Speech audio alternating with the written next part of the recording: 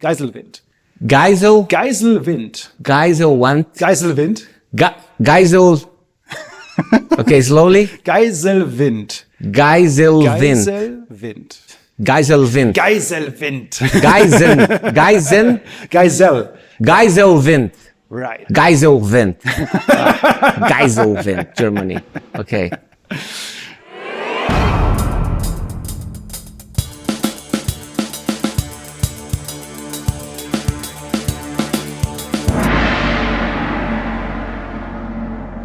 Hello everybody, I'm Aquiles Priester. You are watching Drumtalk and we are in Geiselwind, Germany, and I'm about to start the sound check. I'm here with W.A.S.P celebrating 40 years of heavy metal.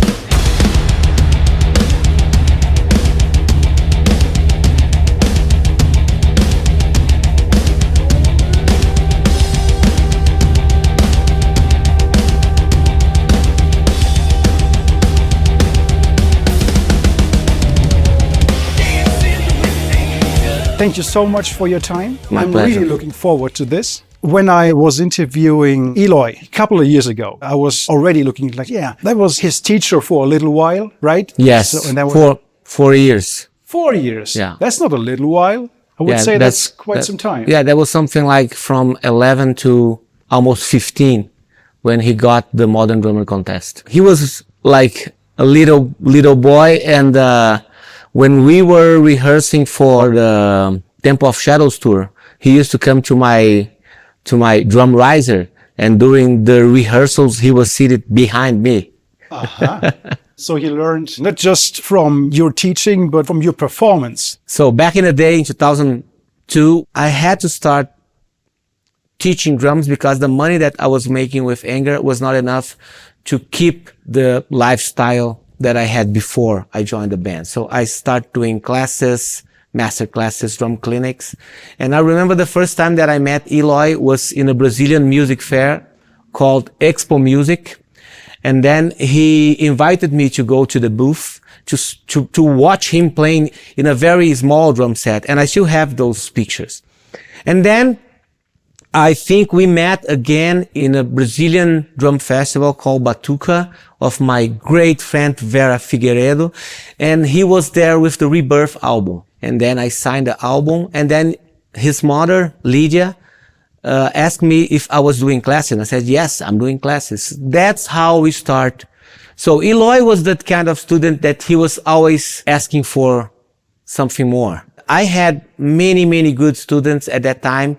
They still in the market, they are working, they are professional, but Eloy, he has something different, you know. At that time, I was seeing this guy, he's going very far. When I was teaching all the drummers pretty much the same kind of lessons, for Eloy's, I had to do my research to give him something much more interesting. And we became friends, you know. Yeah. Not just with Eloy, but with the parents as well. Oh. Yeah. We had a good team together. That's cool. Yeah.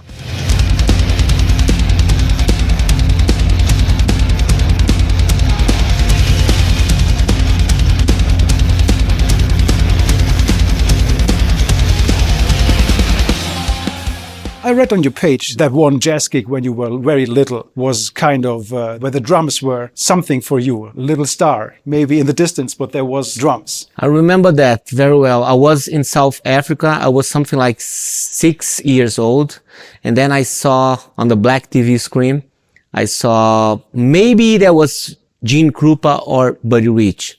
And then I was like passing by the kitchen and I saw that movement on the TV, and that got my attention. That was the first time that I saw a drum kit. Then I just had the chance to meet a real drum kit when I was something like 14 years old. And then I was living in Brazil already, in Iguaçu Falls.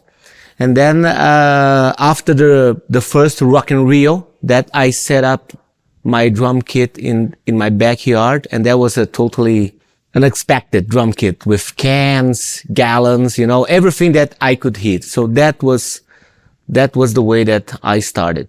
I mean, many of us started this way with like, what is there? What is available? And what is in the house or at the neighbors, whatever. But how did you manage to arrange the different sounds? Were you already going for a deep sound for a kick drum and something more cymbal soundings? Or was it just like somewhere you can hit? Yeah, that was something that like at that time, I couldn't have like a real bass drum. So I just set up a piece of wood with a kind of angle, you know, like this. And then I could pretend that I was playing drums. And then the first Rock in Rio happened. Yeah. And then I started like watching all those shows. And one drummer in special got my attention. That was João Baroni from the band Paralamas do Sucesso. And that guy, he got my attention because at that time I was totally into the Brazilian rock music, you know, the local bands. And he was one of the most incredible drummers. And they still playing with the same band. They are celebrating 40 years anniversary tour. So that guy was the responsible for me to get into the drumming world.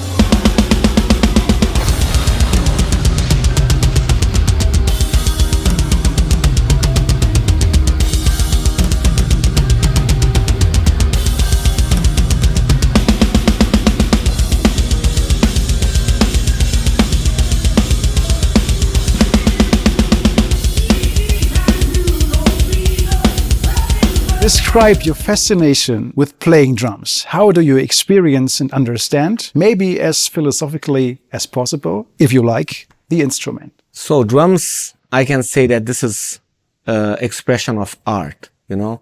If you get 10 drummers in the same drum set, they will never sound exactly the same. Each one has your own signature. I'm totally into that.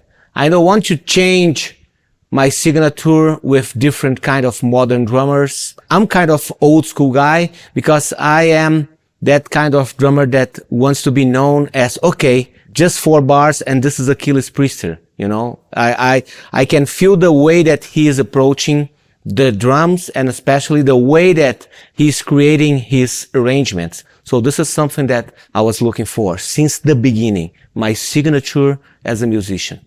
This is why you probably, when you do your covers, you add so many of your ideas, your style into those songs. Yeah. At the right moments, of course, but you make it your own. This is something that I like.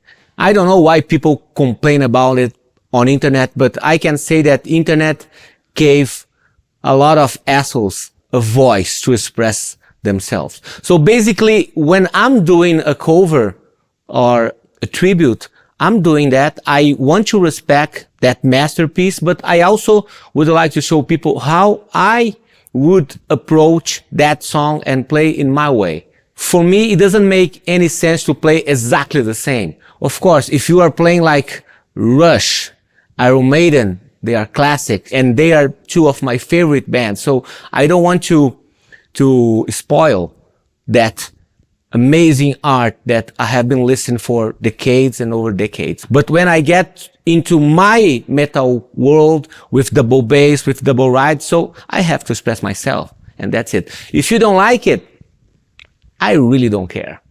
That's my way to express my art. But I know that there's much more people that like that than the other ones that dislike it.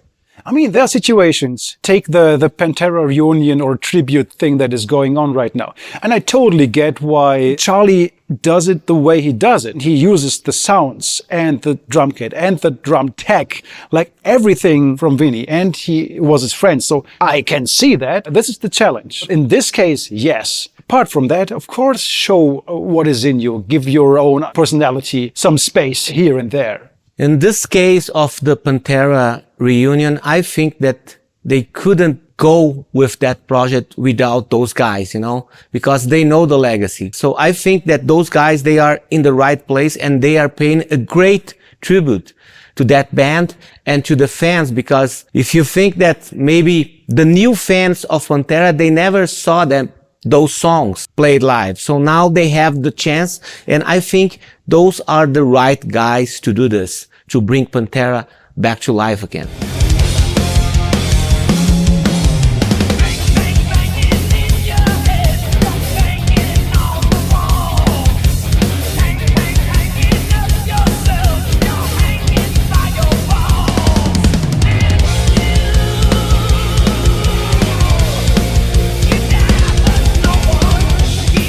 When you started drumming, what was your first impulse? And what defines you now? When you could say, now I want to be a drummer, that was your first impulse. And what is it now? Is it still the same or different? Yeah, it's pretty much the same. I'm a old school guy and I respect all those ones that brought me here.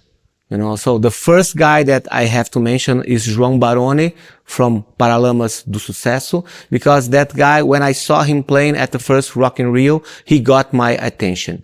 After that, Nico McBrain was, and still, my biggest heavy metal drummer, and he put me into the metal world in 1986 with the Somewhere in Time album. That's still my favorite album, and I'm so excited to see them live because they're gonna play like a lot of songs from that album, and I'm so excited to see them playing. And then after that, I started to study with some of the drummers. The first one, it's Mimo Aires, then Taba, and then I got the chance to study with my master, Kiko Freitas. He's a Brazilian guy, amazing drummer, and I was just practicing on the pad. So I was learning in the right way. So if you want to like tell a teenager nowadays, trust me, I'm gonna teach you everything that you need, but we're gonna start with the pad. We're gonna spend at least 6 months here. You're gonna say, screw. F you. I'm going to the YouTube. You know, so this is something that at that time we didn't have it. So Kiko was the one that helped me to understand the technique. And I remember that when I was talking to Kiko for the very first time, I saw him seated behind his drum kit, and I told him, "Hey Kiko, I'm a metal guy. I want to learn from you, and I want to put all this refined drum skills technique into the metal world." And then he said, well, this is a totally different approach, but I like it because music is art and everything about drumming, it's on those 40 rudiments. So, okay, I accept the challenge. And then during that same time, a guitar player from Porto Alegre, where I used to live, he borrowed me an album of a guitar player, another amazing musician, Tony McAlpine, and then I get to know Dean Castronovo. This is the guy that changed my life, you know. When I saw that guy playing, actually, it took a while for me to saw him playing on VHS that I bought in 1990.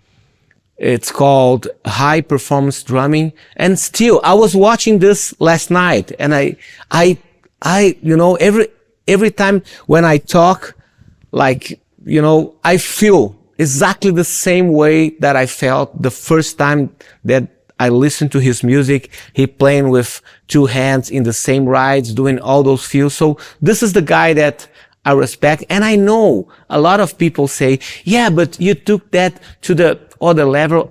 But without these guys, I couldn't be myself. You know, if I have a signature as a drummer nowadays, it's because these guys. You know, so this is the main ones. And then, of course, like Mike Portnoy was really important. I have my stack on my drum kit and some of LP percussion stuff because of him.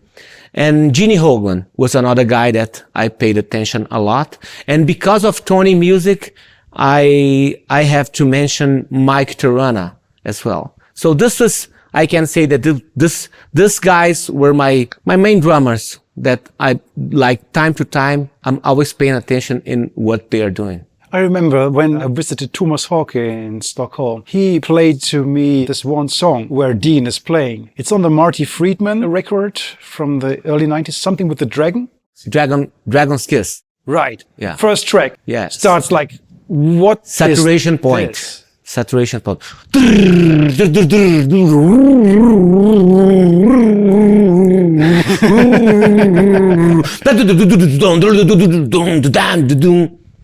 That's amazing. Like what? So What did I just hear? I paid a tribute to that intro in a song called Hanger of Hannibal. It's a little bit different, but if you put both together, and if you know the bridge between me and Dean, you're gonna find out, okay, now I know where it comes from.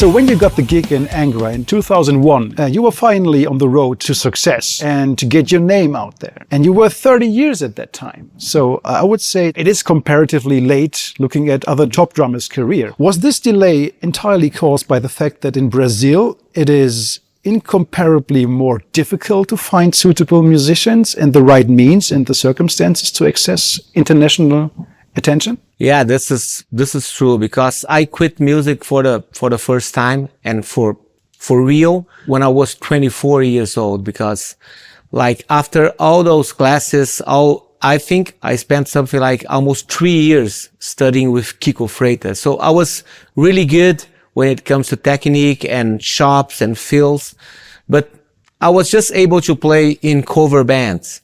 So they were not allowing me to play the way that I wanted. At that time, I was starting playing with double bass. So basically I was destroying all the songs. And now when I'm watching those videos, I understand, because like when I was playing the songs, people were dancing and I was doing those amazing drum fills like inspired by Dean Castronovo, by Kiko Freitas. And then when I'm watching those videos, I see the people stopping dancing to understand where's the one again. So then I got fired like in all the bands. And when I was 24 years old, I didn't have the money to pay the bus to go to the rehearsal room. So that was kind of situation that I entered to the bus and I asked the guy if I could jump by the back door, and he said, no, you already did this yesterday, so you're gonna have to pay twice now. I said, I got no money at all, nothing. So you jump out now. So I was carrying my poor gear, cheap stuff to go to the rehearsal. And that day, that was something that just happened for me. Okay, this is not for me. And then I jumped in a real job in a big company, an American company called Dana Corporation. And in 3 years, that company changed my life. So I started working in a factory in the south of Brazil. And 3 years later, I was working at the marketing department in São Paulo. And that's how I started my band, Angra. That's like, I can say that this band brought me back to life and back to the drumming that I'm still doing nowadays. And then after that, I got the chance to play with Paul Di'Anno, because a guy from a record label in Brazil, he was behind this project that like have a Brazilian musicians playing with Paul Di'Anno. Then we record the album, and that was amazing because I still remember the day that we were playing Remember Tomorrow. That was a dream come true, because since I'm a huge Iron Maiden fan, so I was there playing with the first singer of Iron Maiden. And in that band, I met Felipe Andreoli, the bass player that I invited him to do the audition for Angra. So everything was pretty much connected, but I was still working. So I did a tour with Paul Di'Anno and I was working. I did the rehearsals, the first demos rehearsals for Angra when I was working. I came to Germany in 2001 to record my first album with Angra, Rebirth, and I used my vacations to do that. So I was working in that company until we started a tour. Like 1 month before we started a tour, then I quit my job and I start practicing. People sometimes they ask me if I regret like leaving my job, because that was a very good job. So I was very happy with that position in the marketing department, because I was always working with freedom. I could like create my art, and I was like getting to the point to be maybe a manager. So I quit my job to play heavy metal. And that was totally a shot in the dark, because we didn't know how people would accept the new Angra, because we had 3 new guys, the singer, the bass player, and the drummer. When you change a drummer in a band and when you change a singer, you change the band. Absolutely, yeah. It's like you are changing totally the sound and the signature of the band. But I'm so glad that worked out great. And like 22 years, we're still here in the market. And I think now it's the best moment of my life as a person and as a drummer.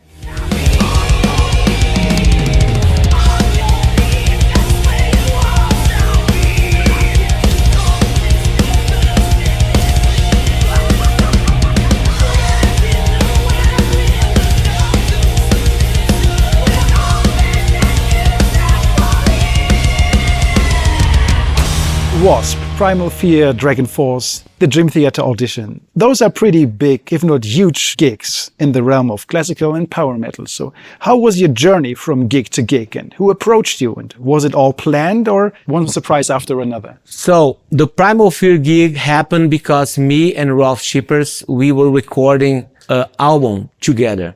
So then he reached me out, said, hey, we need a drummer. Do you want to try out? And I said, yes. Then they sent me actually, we share the flight ticket. You know, the first flight ticket, we share.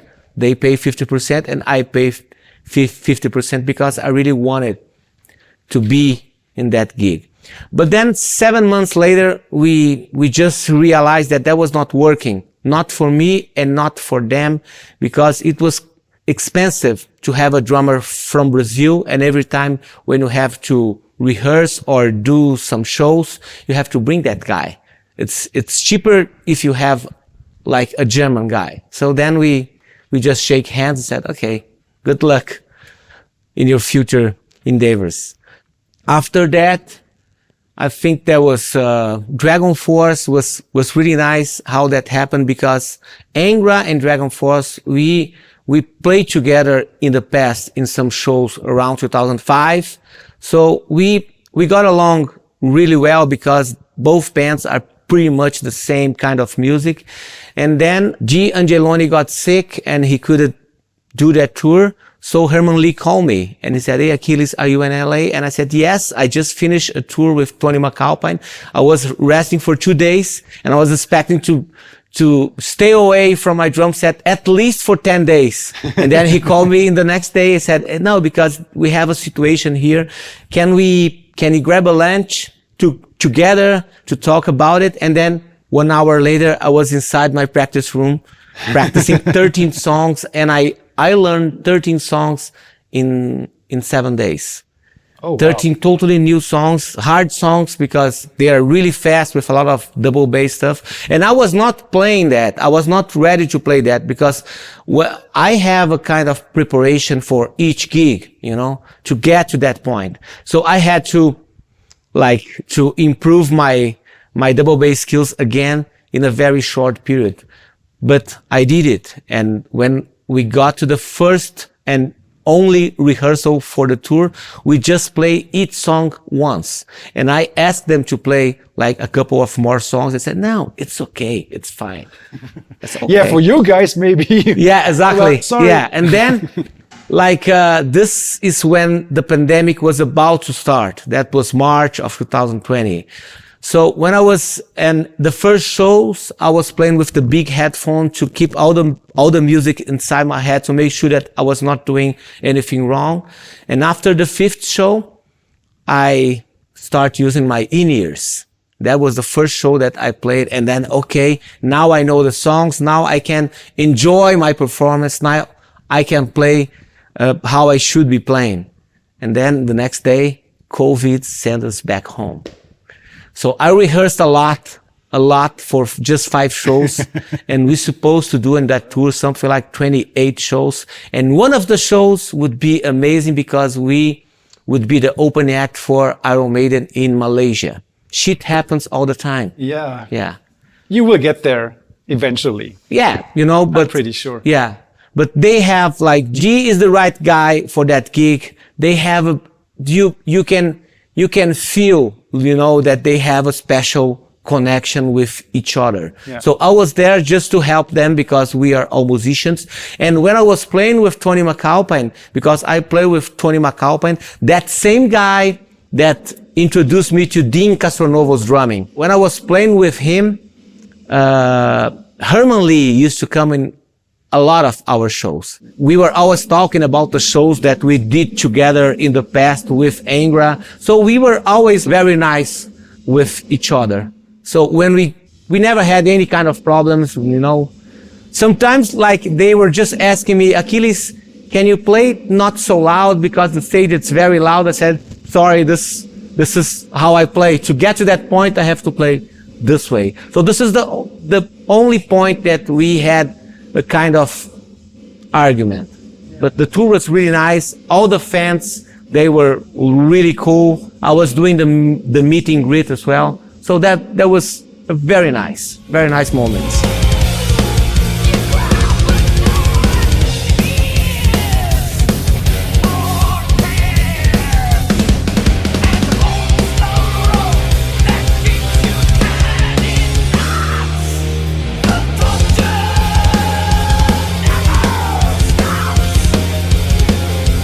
Art is a compensation for despair, and it can help you, it can heal you. Our common epidemic was a huge bag of logs for artistic fire. You couldn't do anything, but you need to get out, so many artists could focus. But at the same time, there was a huge log for all the opportunities to let it breathe what you have inside you.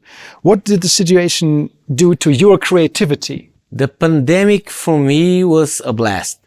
I had a blast because I started doing things that I never done before. I learned how to record myself inside my practice room. I learned how to edit my videos because then I don't have to say, in this drum fill, please use the camera from the left side or from the right side or from the top. So I decided to get into my world. And I also decided to go to my practice room every day, at least for 4 hours. So I can tell you that during the pandemic era was the time that I practiced a lot, much more in all the other 18 years that I was a professional musician. Because before the pandemic, I was always jumping into the next project, like bands or recordings or wherever. I never had 8 months to stay at home. And then another really good thing started in my drum channel that we call TV Maldita. Me and a very good friend, an amazing drummer, Gilson Naspolini from Santa Catarina, Brazil, we start our TV show. And we were doing lives with the other drummers. So we had a chance to interview all the Brazilian drummers, Nico McBrain, Dean Castronovo, Thomas Lank. And we were raising money to help those drummers that were having a hard time to pay the bills because they were not playing. And also we were helping institution in the south of Brazil called Casagrande, and they treat kids and teenagers with cancer. So we raised something like 60,000 reais for those guys. So this is what we did in our pandemic era. So me and Gilson, we shake the market, you know. That was a kind of program that all the musicians, they were watching every day, and we were doing this every day. So 10 o'clock was the time that people were watching us talking about music, and that was really fun and really helpful for those guys that was kind of into a black hole, depression. They were listening to the stories of their idols. We did 150 lives, and people still asking us to do more. Like eventually we're gonna do something, but this is a very good number. When we were something like 132, me and Gilson, we had a talk and we said we should go at least. I know that we are starting to play, we are starting to do our stuff, but let's get to the number of 150. And we did. And then in 2021, I did my first drum festival called Aquiles Priester Drum Festival. And I brought all those guys from the live shows to the stage to play in my drum set. So we had 25 drummers playing in my drum set, and the drums were in the middle of the stage, like a singer. All the singers, guitar players, they were at the side or in the back. And I remember that our sales manager, I told him in the night before the setup, I said, hey, I want the drums like on the edge. Okay. I want a 1 meter drum riser, and I want it like on the edge of the stage. I don't want like 1 foot, nothing. And they said, okay, I got you. When I get there for the sound check, there was like a little space that they left just to people walk. And I said, Arthur, Caneludo, what's this? No, the lighting guy told me that they need to say, fuck the lighting guy, fuck the lights, put the drums where I told you to put it. And then they like all those guys, they were pushing the drums to put it back. And then, because if we left that little spot, I'm pretty much sure that the guitar players, the singers, they're gonna stand in the front of the drummers. And that was not the place that could happen. That day, the drummers were the lead singer. So that was really cool. An amazing festival. And I'm planning a new one. And I want to do a tribute to the professor, Neil Peart. Like, invite all the drummers to play Neil Peart in my drum kit. This is the fun about, this drum festival. Because they don't have time to set up, they don't have time to anything. They just need to pick one of the seats. Okay, I have maybe 3 seats with different heights. And then people, okay, I think this is better. There's no sound check. It's 1, 2, 3, and they have a band to support them. Very good. Very nice. That was really nice. Yeah. Very challenging, very funny at the same time. Yeah, so exactly. You got it all. Yeah, because like all the audience, they were there and they just realized like drums, it's very personal. And these guys, they are jumping in a very personal drum set that Aquiles is using this drum set pretty much the same for almost 20 years. And the other guys, they are jumping there and they are having fun. And they all play great because they are amazing drummers, Maybe you can like, when you are playing in another drum set, when people ask you to jump on the stage and play with us just for fun, you can maybe miss one rim shot, but in the next one, you're gonna know exactly how you have to play. That's it. You know where the snare is and... yeah, exactly. Now you know. Between my legs. Now you Surprise. know.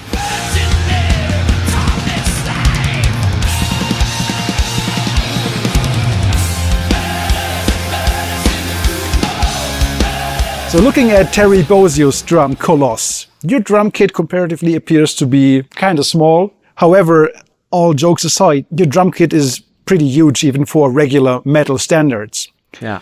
And you, in fact, make use of this vast palette of colors and voices you surround yourself with. So how did it grow? Did you add more and more over time because you felt there was something missing in the picture? Or did you just one day went and buy everything at the store at once? Like, all my money, no. I take this and here we go. I can tell you that the basic drum kit for Aquiles Priester is 3 rack toms, 2 floor toms, 2 bass drums, 1 snare. This is what I used to play. I can play wherever I recorded in the past. The basic drum set for me is 3 rack toms, usually 10, 12, 14, and 2 floor toms, 16 and 18, 2 bass drums, snare. This is the main. This is the drum kit that I'm using here. And why I'm not using a bigger drum kit in this tour? Because all those classic songs, they were not recorded with 8 inches tone, So that's why I'm using just 3 rack toms and 2 floor toms. But in my music, I'm probably the only drummer that have 2 8 inches toms with different deepness. So basically, that is something that for my music, like when I'm recording for Angra or my solo albums, then I can use my entire drum set because I know that when we're gonna tour, I'm gonna use those big drum kits. And that starts growing when I put 1 gong bass on my left side. Then I had 3 toms, 2 floors, and 1 gong bass. And then I said, I could have another one here to make a pair. Then I put it there. And then I said, oh, you know what? I miss those new Peart drum fills, like start in the smaller toms and go into the last floor tom. Okay, let me add 2 8 inches here and why not 6 and 8? Because 6, it's too small. It's too hard to play right in the middle. So I put 2 8-inches with different deepness, and then I tuned the first one a little bit higher. Sure. Then I had one more space here for a 10-inch snare that I can use to play the Brazilian music. And then I also had my second right cymbal. And then I had a gap here. Right here I had a gap between the 10-inch snare. You got to finish what you started, right? I mean... Yes, exactly. So I had that little gap between the 10-inch snare and the gong bass. And I said, okay, what could I put here? And I said, oh, one more floor tom, 14-inch, 14 by 14. So then that's my big setup, you know, but I can play without that.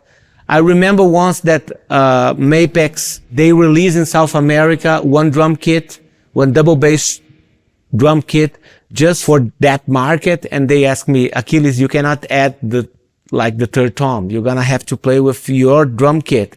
Basically, it's 2 rack toms and 1 floor tom. So I had the time to make all the arrangements again to make that happen. So it's just a matter of if you can afford that kind of drum kit, or if you can afford to transport that kind of drum kit. Nowadays, I have my own minibus, so I can carry all the crew, all the band, plus my gear, my merchandising. But I started this almost 20 years ago when I was renting a trailer and I was putting this back in my truck. So every year I was growing up. Every year I was growing up. And around 2005, 2006, I start bringing all the PA system, the mixing console. So there was always growing, you know. So, but now I'm pretty much comfortable with everything that I have because there is no more space. You have to be. I mean, otherwise you have to do the rear end. Yeah, shit. Exactly. And so this is really nice because I can say that the drum kit that I'm using nowadays is the biggest one that Mapex ever built. And I'm very proud of this. And this is another really good thing that I have to say about when you have a big drum set, it's because your sponsors, they support you. So they are part of this. I couldn't make this by myself alone because it's too expensive. So thank you so much, guys, for making this happen. Let me tell a story that is fun. Like when Mapex told me, hey, we're gonna make a special drum kit for you to celebrate our first 10 years together, I asked some extra drums, you know. That was the third bass drum, 24 inches. And then I add my second gong bass. And then the artist relation, Otto Schoy, great guy. He told me a story that the guys from the factory, they were saying, hey, why Aquiles is asking for so many drums? And Otto was saying, hey, if he's asking for drums, give him all he needs because he's gonna put this on the stage and the stage gonna be full of Mapex everywhere. So, you know, you can't go wrong with that kind. Yeah, right? Exactly. You can't go wrong. What do you do to not let everything bleed into the other microphones if there is such a tiny, like nothing in between? Yeah, like here in this gig with W.A.S.P, we are bringing all the mixing consoles, and this is the same thing that I do when I'm doing my clinics in Brazil. So we are bringing all the gear, all the cables, all the microphones, and you have to hire or you have to have the right guy to understand the way that you play, because one drummer can hit harder and then you can have much more bleeding into all the pieces. I think this is when you are working with professionals, it's just a matter of time to the guy understand the way that he should work. It's pretty much simple like that. It's not that easy, come on. No, it's easy. When you are working with professionals, you know, there's nothing that you have to worry about. Okay. Because you have to worry to give them the opportunity to be on the road, to get paid, and you're gonna perform. That's it. So do your job.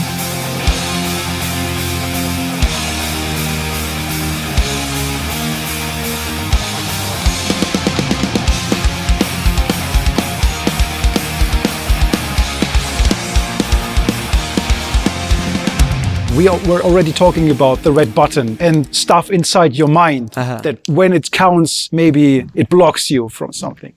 Have you had similar or other problems and weird solutions for that, or nothing like what I just said? No, I never had problems with that, because since I became professional in 2001, I was always recording myself, rehearsing, practicing. I was like saving my ideas. I remember that I had some cassette tape or ADAT tape that I was using to record. So every time when we are about to start a new record, I was always listening to those ideas. So basically, this is something that it doesn't change anything for me when I'm recording or when I'm playing live. Like Rob, the sound engineer in this tour, he's recording all the shows. So usually before we do the real sound check with the band, he does the virtual drum check. That's what we were like listen to, no? That what I was playing last night. And time to time I checked that and I said, whoa, this is pretty good for a live track. Even that we are playing like the same set list for 50 shows, but still, this is live. It's that moment. So it doesn't bother me, you know. I rather play drums than talk in front of cameras. No, for me, it wasn't the amount of like playing. I play a lot and I record a lot. But still, it's my head. It's really in here. I mean, I'm playing for like almost 30 years right now, but still I have those issues. I don't know why. So when it comes to metal drumming, your head must be totally sane. You know, you cannot start thinking insane things because your mind can block your body.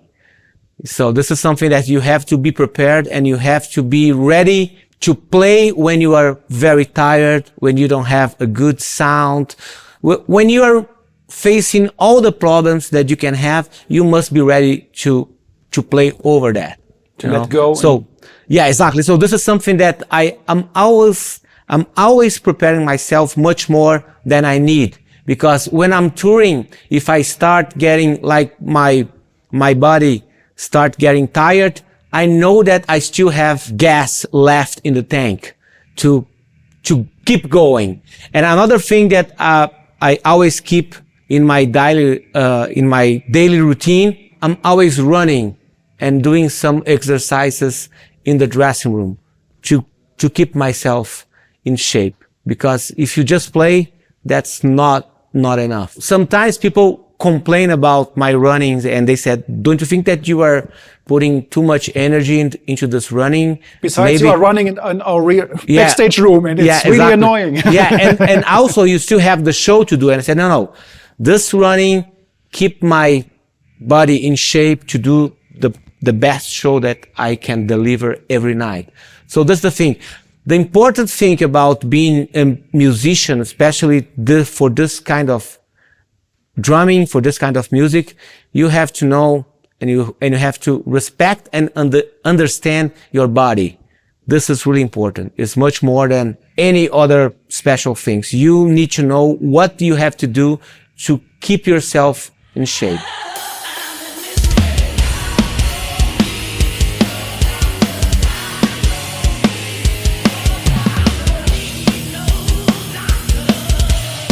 Power metal drums are usually rather pretty simple, not in a negative way. It's very focused, since the genre is so to the point, direct and catchy. But you managed to make it very interesting while maintaining the don't overplay rule. Do you sometimes have to restrain yourself, or are you so focused and in control that you get a perfect balance all the time? Usually when we were touring outside Brazil in festivals, people are paying attention in us, like in Angra.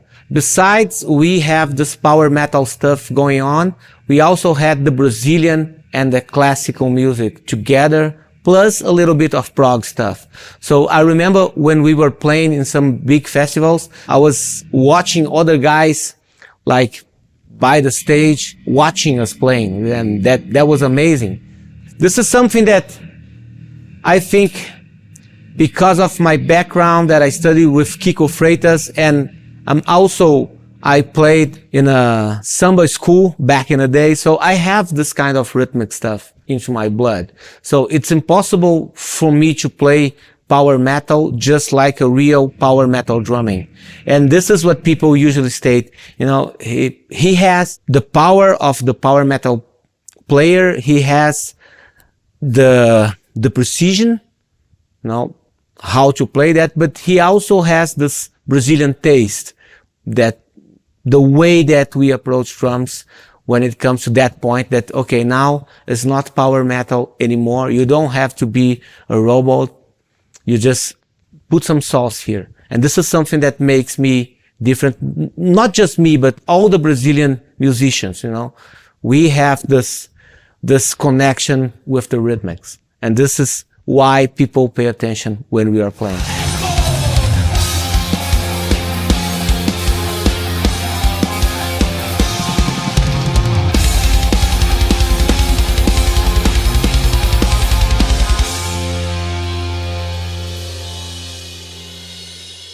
Please tell me if you wake up tonight with the word Geiselwind in sweat and tears.